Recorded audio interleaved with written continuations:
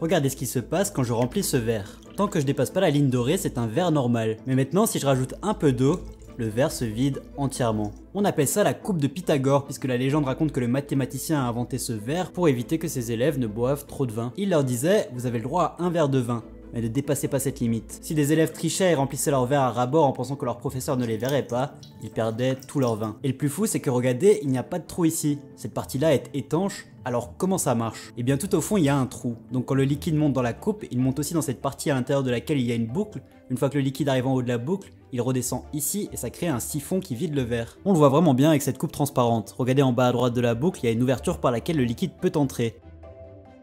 Quand il atteint le haut de la boucle, il commence à couler par la gauche et sort sous le pied.